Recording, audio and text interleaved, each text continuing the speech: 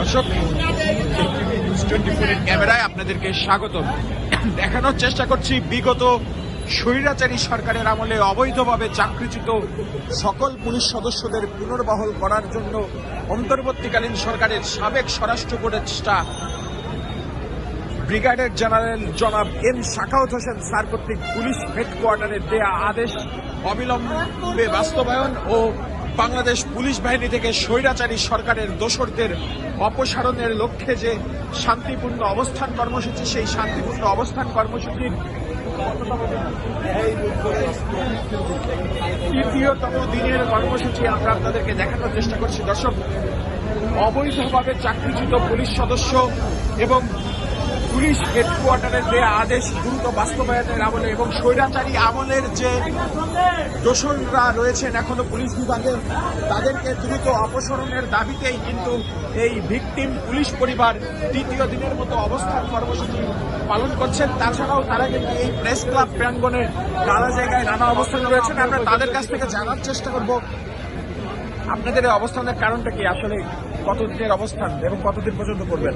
আমাদের অবস্থান তো স্পষ্ট। আমরা ইতিপূর্বে আপনাদেরকে অবহিত করেছি যে গত আগস্টের 18 তারিখ মাননীয় আইজিপি মহোদয় আমাদেরকে আশ্বস্ত করেছিলেন।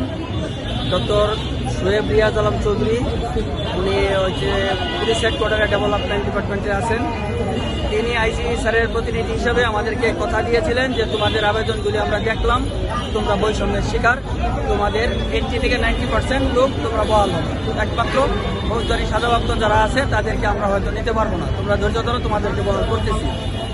এইভাবে আমাদের ফাইলগুলি নিয়ে উনি দীর্ঘদিন কাজ করার পর আমাদেরকে আশ্বাস দিয়ে দিয়ে ঘুরাচ্ছেন। এক পর্যায়ে গত 7 তারিখ রাত্রের বেলায় আমরা টিভিতে বিভিন্ন প্রিন্ট মিডিয়ায় দেখতে পাই যে 1522 জনকে চাকরিতে বহাল করা হয়েছে। এটা দেখে আমরা আশান্বিত হই যে ঠিক আছে, আমাদের চাকরিটা তাহলে হয়তো হয়ে গেছে। কিন্তু পরক্ষণে আমরা যখন ডিসি রমনা স্যারের মাধ্যমে আমরা একটা প্রেস রিলিজ পাই, এই প্রেস রিলিজে যখন দেখা যায় যে এখানে আসলে আমাদের 1560 জনকে এখানে 1522 জনকে বহাল করা হয় না।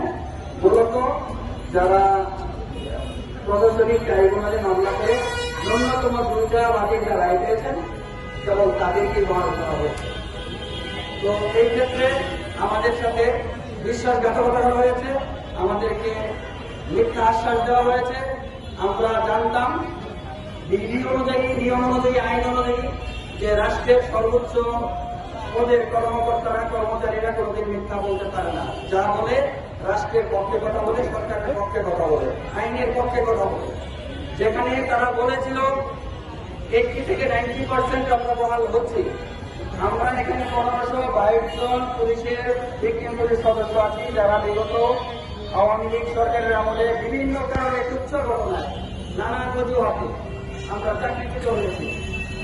আমাদের নিয়ে পুনর্বহালের জন্য তারা আশ্বাস দিয়েছেন। আমরা চাকরি পাওয়ার যোগ্য, আমরা মানবিক পুলিশ ছিলাম, আমরা কোনো অন্যায় দুর্নীতির সাথে আপোষ করিনি, আমরা প্রতিবাদী ছিলাম। আমাদের মধ্যে অনেকে প্রতিবাদী ছিল, যাদের কারণে তাদের চাকরিটা চলে গেছে।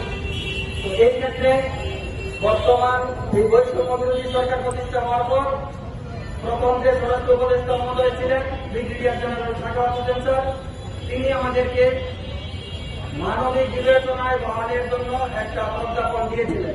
পুলিশ হেডকোয়ার্টার বরাবর তিনি একটা ধারণ দিয়েছেন যে এই পুলিশ সদস্যদেরকে নির্বাহী আদেশের মাধ্যমে এই আদেশটাকে নির্বাহী আদেশ গণ্য করে মানবিক বিবেচনা এবং বিশ্ব আদালতের রায়ের আলোকে পুনর্বহাল করা হোক, তাদের কাছে আবেদন গ্রহণ করা হোক।